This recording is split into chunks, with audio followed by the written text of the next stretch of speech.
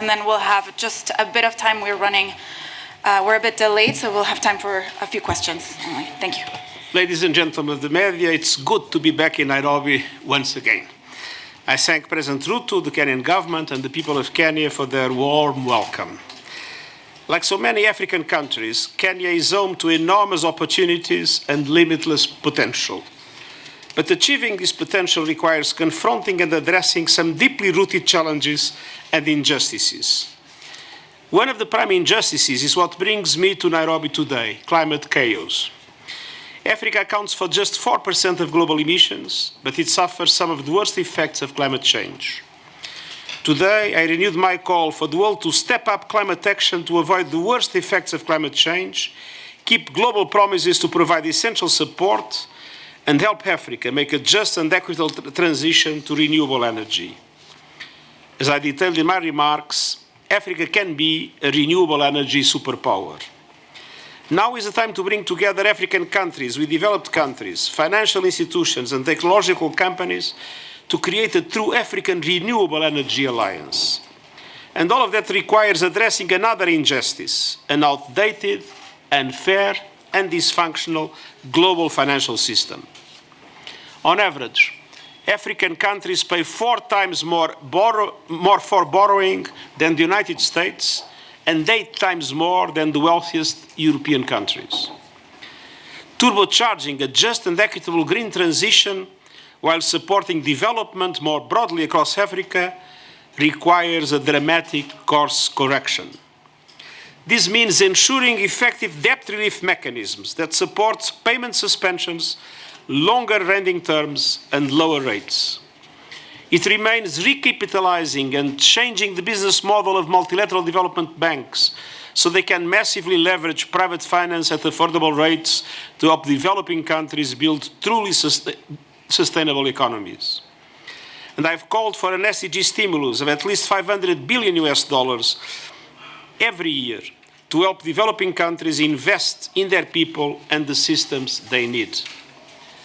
But the heart of all of these injustices and more is that the multilateral system does not reflect today's Africa on a world that is growing increasingly multipolar. Global governance structures reflect the world as it was, not as it is. Global institutions were created in the aftermath of World War II, when many African countries were still ruled by colonial powers and not even at the table. We see this injustice playing out in the African context today.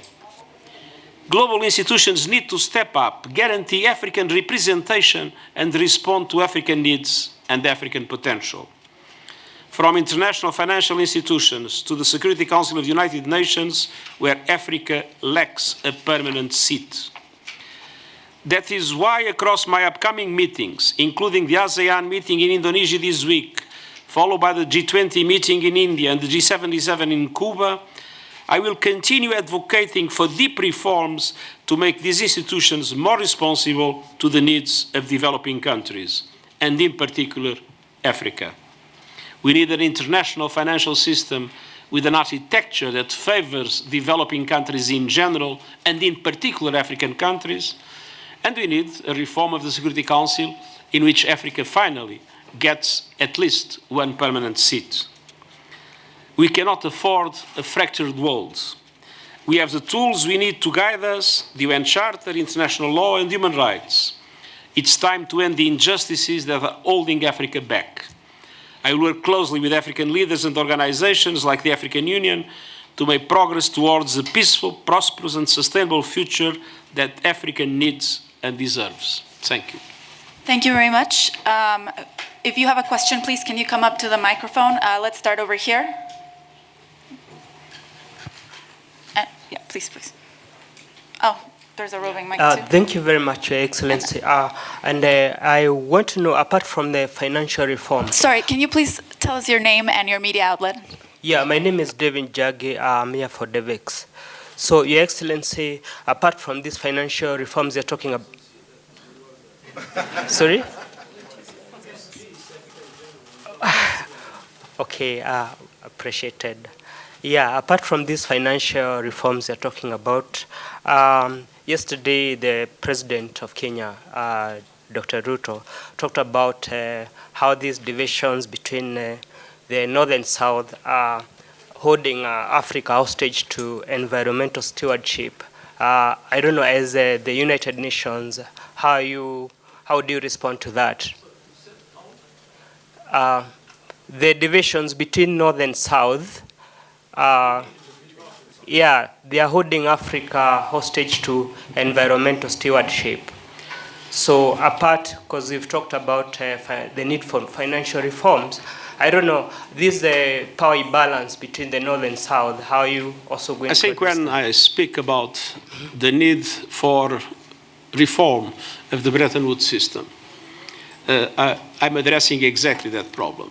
When I speak about an international financial architecture that is not biased against developing countries, I'm talking about those divisions.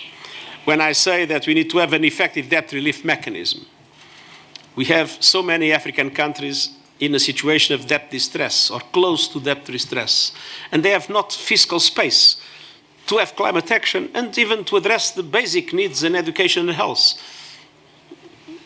In Africa, there is more money paid in interest rates than in education and health in several African countries.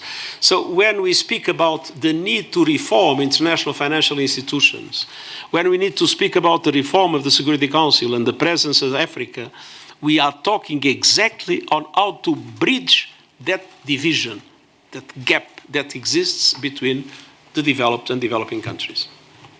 Okay, we'll go to the lady over here, please. Can someone pass her the mic? Well, good afternoon, sir. So 2 questions. Then what is this, the field? Sorry, can you tell us your name and your... Oh, Regina Manyara from the national broadcaster, that is KBC. So good afternoon once again. 2 questions. So then what does the United Nations have to say in regard to the loss and damage proposition for those who are calling for justice, especially for Africa, in light of matters of tackling climate issues? The second one, what is the stand or the take of the United Nations when it comes to use of data from early warning systems to avert major climatic situations or challenges? Well, we have battled very strongly for years and years for loss and damage to be recognized and for a loss and damage fund to be created. It was created in the last COP, but now it needs to be made operational. And there are 23 countries that are responsible for that, and we are doing everything possible to make sure that in the next COP, the loss and damage fund becomes operational. I launched already last year a global project with the support of the World Meteorological Organization and our disaster risk reduction department, and already with the support of the Green Climate Fund and a number of other institutions, with the objective to make sure that in 5 years, all countries are covered by early warning systems. After this initiative, Africa has launched its own initiative, and we think they are entirely together. The objective is that no country suffers a dramatic flood or a dramatic hurricane without that country having the possibility to know in advance what's going to happen, to be able to prepare itself and prepare its population for it. This is an investment, an important investment that needs to be done. We are working hard to gather the resources necessary for it, but we are moving forward, and I hope that in 5 years we'll have all countries in the world covered by an early warning system against natural disasters. Thank you so much. Over here. Good afternoon, Mr. Guterres. I'm Liu Chen from CCTV News, Chinese news media. So we noticed that in this Africa Climate Summit, there are so many Asian countries also send their delegates, apart from China, also South Korea and India. So to what extent do you think Asian countries may contribute to climate actions in Africa? And since I'm from the Chinese media, so could you also especially talk about the role of China in this process? Thanks. I think it's absolutely essential that all countries that can support African development of renewables, all countries that can support African efforts in adaptation, all countries that can share their experience in this regard are very much welcome. And I believe this is true for many Asian countries. But it is also important that Asian countries do their bit in relation to the reduction of emissions. And as I said in my intervention, 20 countries of the world, the G20, including several Asian countries, represent 80% of emissions. And the impact is being suffered everywhere, but of the 20 countries more impacted by climate change in the disasters that are created, 17 are in Africa. So all the efforts that Asian countries must make to reduce their emissions are very important to help Africa avoid the kind of disasters that unfortunately are increasing in such a devastating way. And especially the role of China, is it possible to mention? Sorry? Especially the role of China in this process. I think China has cooperation with Africa in many aspects, and I think that cooperation can be boosted in relation to climate action. And on the other hand, China is also a big emitter, and so China must also make a very strong effort in order to be able to. I remember President Xi Jinping said that China will peak its emissions before 2060. So what I'm asking is for this before to be as large as possible. Okay, and I'm sorry, we're running out of time, so we have one last question over here. Hey, I'm Nick Ferris from the New Statesman. So data shows that investment in infrastructure, public and private investment, financing is going down year on year, right?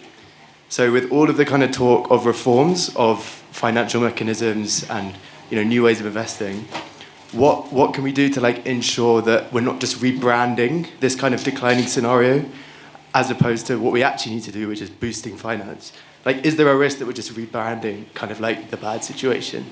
Well, there are several things that can be done. First, if you recapitalize multilateral development banks, for each dollar you put in the capital, there's $5 that they can have as additional loans. On the other hand, if the sustainable development, the SDRs, the special drawing rights, are channeled through multilateral development banks, again, for each dollar that is put in a multilateral development bank, there will be $5 that the multilateral banks can provide to the African continent and others in loans at a reasonable cost, because it's at very low cost, as you know, in concessional funding. On the other hand, we have been telling that multilateral development banks need to be able to, beyond what they do in their loans, to give guarantees, to be first risk takers in order to massively leverage the mobilization of private finance. And a lot can be done in this regard. So we have a number of instruments that can allow us to multiply the resources that exist and to reorient those resources in order to effectively support those countries, like was said today by President Ruto, that when they go to capital markets, they pay interest rates that are 8 times the level of the richest European countries, which makes investment in renewables practically impossible. So we need to mobilize those other resources I mentioned to make sure that Africa has access to the resources that Africa needs for this renewables revolution. Thank you very much. Unfortunately, I have to participate in a roundtable